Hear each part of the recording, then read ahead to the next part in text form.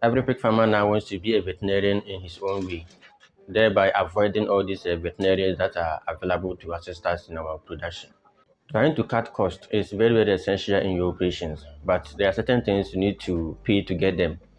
For instance, getting these veterinarians to work on your farm is not just free, it comes at a cost. And you don't have to avoid them altogether, especially if you are just beginning.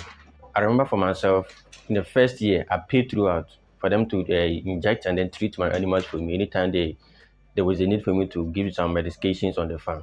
Within that year, I used to learn whatever was happening on the farm, and I took note of the time and the situation that demand a particular medicine. Okay, so I used 1 year to learn all this, but these days, like everybody now wants to do the injection, treatment, and vaccination by themselves, which you take a lot of guidance online and then call. Okay, but it's not a bad idea if you should pay them to help you in the initial phases, especially if you're just beginning.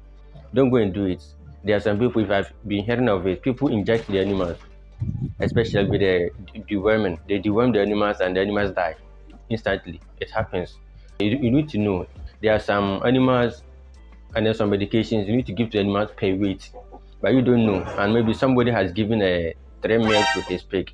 If you're giving the same 3 meal to your pig, which you don't even know the weight of your animal, in that case, it can affect the pig and it might even lead to the death of your animal.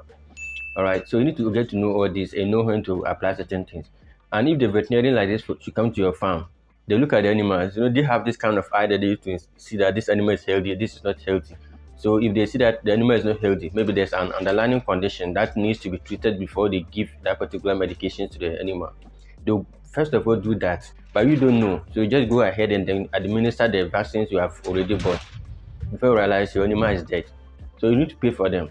I'm saying this because I just realized that I have made my veterinarian unemployed now. Okay, so he called me and was complaining bitterly. Fancy, why have you stopped the pig farming? You have not been calling me to come and check on your animals for you. What is happening? Are you sure your animals are healthy enough? I said, oh, yeah, they're healthy. But no, at that point, I had to lie there by telling him that I've been away for a number of months now. And even with the pigs available, they are still young, they are smaller ones. And the big ones have all been sold out. So there's no need for them to get treated at this point. So he should just exercise some patience. I will let him know what is happening. Yeah, okay. So now the pig farmers, we are trying to do what the veterinarians are expected to do on our behalf, which to some extent it helps you, the farmers, and especially to it's also due to some of the reasons that based on the location you are, you find it hard to get access to these veterinarians. And even if you call them because they are not plenty in the area, they don't want to show up. Okay. So consulting remotely too is very, very important. But if you want to do the injection and the treatment by yourself, I recommend you always read the labels and then the indications so that you know exactly how to go about it. The dosage, for instance, the dosage. Some you give per body weight, and some you have to give and then repeat it at a particular time interval. Okay, so you have to take note of all this as you go about treating your animals yourself. But like I said, it is always good and best to work with a veterinarian on your farm, especially in your early stages of starting this business. And one thing is, if you get this kind of connection and friendship with veterinarians, anytime there's an outbreak or there's an issue circulating, you'll be the first they will alert you. Please, this is happening here, so I need you to do this on your farm. Put this measures in place. Don't do this. Don't do this. So before you even get to know it, the person has helped you save your animal. But if you're all alone and you're doing everything by yourself, it will get to a time you will need them very, very urgent and they wouldn't show up. That is where you to begin to lose a lot on your farm. So initially, just try and build some kind of friendship with these veterinarians. Let them come to your farm from time to time, check on your animals for you, even if they're not just to treat you. For instance, myself, I used to just have the man come to the farm, no treatment, just come and look at the animals. Okay. Sometimes they just feel like just coming there so that they get to know that you have involved them in what you're doing. And with that, if there's an issue going on somewhere or in another region, they will quickly alert you. If you are in their need of these veterinarians and you have this kind of a relationship with them already, they'll quickly attend to you and then snap all other people that might be calling them.